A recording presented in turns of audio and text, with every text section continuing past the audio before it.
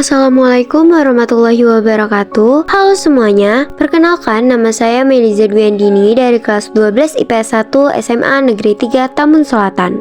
Video ini saya buat untuk memenuhi tugas mata pelajaran Bahasa Indonesia materi mengenai artikel. Di sini saya akan memaparkan artikel yang telah saya susun dari beberapa fakta yang telah saya kumpulkan serta opini saya berdasarkan fakta-fakta yang ada. Artikel yang telah saya susun ini bertema kenakalan remaja dan berjudul membongkar penyebab dan solusi tawuran antar pelajar. Dalam video ini saya akan menjelaskan secara singkat pengertian artikel, ciri-ciri artikel, dan memberikan satu contoh artikel yang sudah saya susun disertai dengan analisis struktur yang ada di dalamnya. Untuk itu, mari simak video ini hingga akhir. Menurut Kamus Besar Bahasa Indonesia atau KBBI, artikel adalah karya tulis lengkap, misalnya laporan berita atau esai dalam majalah, surat kabar, dan sebagainya. Artikel dapat diartikan sebagai sebuah karya tulis yang berisi gagasan, opini, atau informasi yang dipublikasikan melalui beberapa media. Secara umum, artikel adalah tulisan yang berisi informasi, opini, atau analisis tentang suatu topik tertentu. Artikel umumnya dipublikasikan di media cetak maupun digital dan bertujuan untuk memberikan pemahaman atau pandangan terhadap suatu isu atau peristiwa. Selanjutnya adalah ciri-ciri artikel. Yang pertama, mengandung fakta dan opini. Artikel berisi fakta yang didukung oleh opini dari penulis. Meskipun ada artikel yang bersifat menghibur, keseluruhan isinya harus didukung oleh data-data yang valid. Yang kedua, menggunakan bahasa yang mudah dimengerti. Dalam membuat artikel, penulis menggunakan bahasa populer atau yang dekat dengan kehidupan sehari-hari. Namun, pada artikel ilmiah, penulis juga bisa menggunakan bahasa yang lebih formal. Yang terpenting, penggunaan kosakata dan istilah harus sesuai dengan target pembaca. Yang ketiga, sistematis. Artikel ditulis secara sistematis. Dalam artikel, pembaca akan menemukan judul, pembahasan, subpembahasan, penutup, dan referensi. Ini memudahkan pembaca untuk mengerti keseluruhan informasi yang disampaikan oleh penulis. Yang terakhir adalah topik yang aktual dan bermanfaat. Topik artikel bermacam-macam, mulai dari pendidikan sampai hiburan.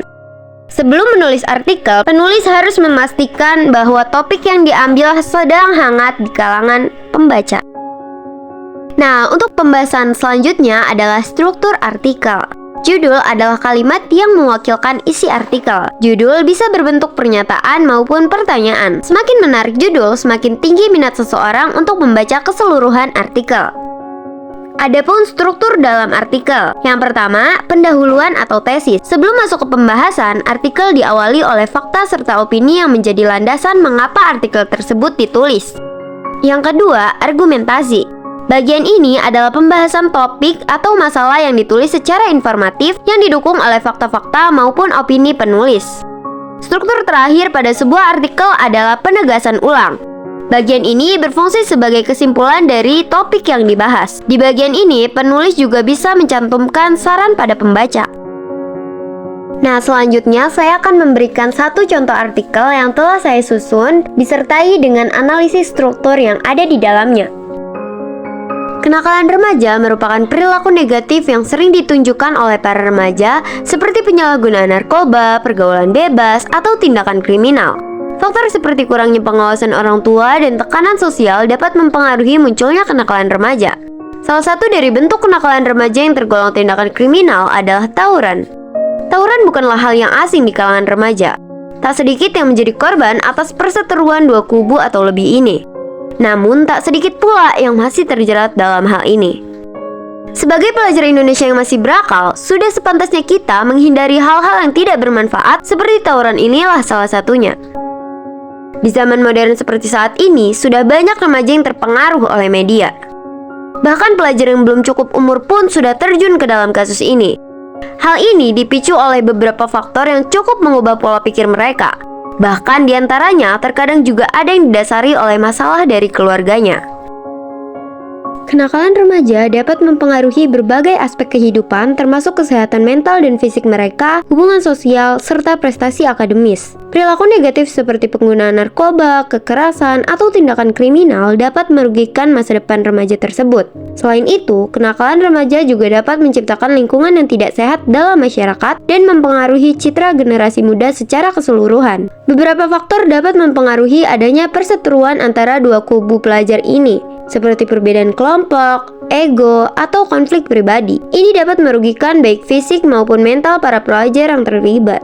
Menurut data Badan Pusat Statistik atau BPS, pada tahun 2014, peristiwa tawuran pelajar atau mahasiswa terjadi di 0,4% desa atau kelurahan Indonesia. Lantas pada tahun 2018, angkanya naik menjadi 0,65%, namun turun menjadi 0,22% pada tahun 2021. Adanya penurunan persentase tersebut diduga akibat adanya pandemi COVID-19 yang sedang merajalela di Indonesia.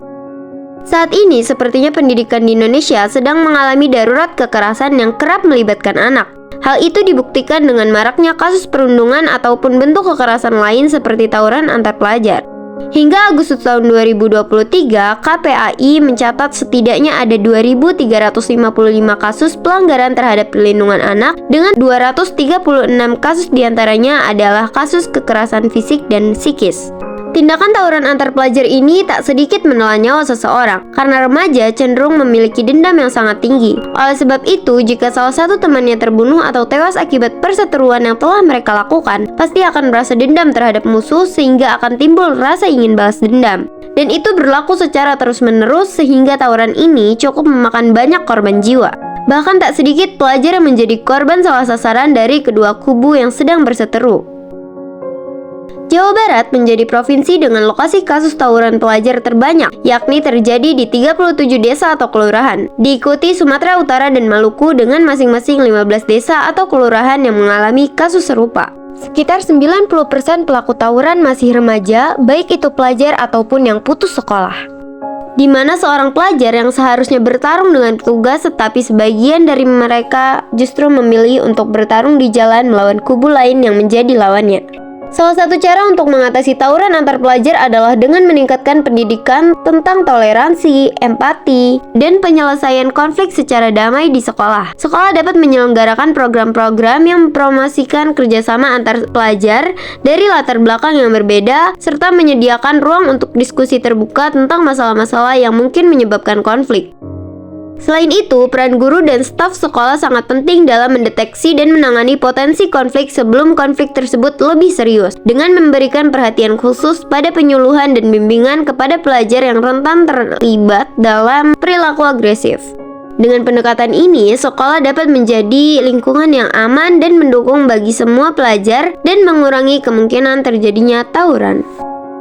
Kenakalan remaja pasti akan selalu ada di kalangan masyarakat dan sulit untuk dicegah apalagi dihilangkan. Hal itu harus diatasi atas kesadaran diri masing-masing seperti memilih pergaulan yang sehat, menjauhkan hal yang bersifat negatif, serta pendekatan diri kepada Tuhan. Kenakalan yang bersifat kriminal seperti tawuran inilah yang perlu diwaspadai, karena kenakalannya tak hanya merugikan dirinya sendiri, melainkan merugikan orang-orang yang berada di sekitar lokasi kejadian.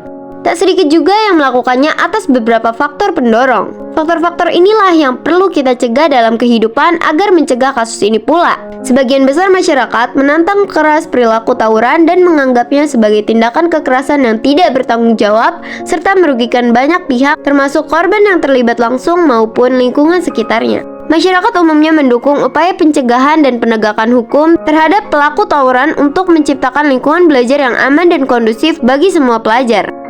Maka dari itu, sebagai manusia yang memiliki akal, kita harus pandai menyaring hal-hal yang berada di sekitar kita. Ambil dan jadikan hal-hal positif sebagai mutu hidup kita, serta cegah dan hindari hal-hal negatif yang dapat menjerumuskan kita ke jalan yang salah. Sebelum video ini saya akhiri, ada beberapa poin penting yang telah dibahas seperti pentingnya memilih pergaulan yang sehat. Hal ini tidak hanya penting bagi diri sendiri, melainkan untuk menjamin kehidupan Anda dan generasi muda di masa depan. Semoga materi yang saya sampaikan tadi bisa berguna bagi kita semua, baik dari segi pengetahuan ataupun segi lainnya. Demikian, semoga video ini dapat memberikan manfaat. Terima kasih khususnya kepada Ibu Krista Rosita, SPD MPD, selaku guru mata pelajaran Bahasa Indonesia kelas 12 IPS, dan teman-teman yang sudah menyimak video ini hingga akhir. Saya tutup video presentasi saya sampai di sini. Wassalamualaikum warahmatullahi wabarakatuh.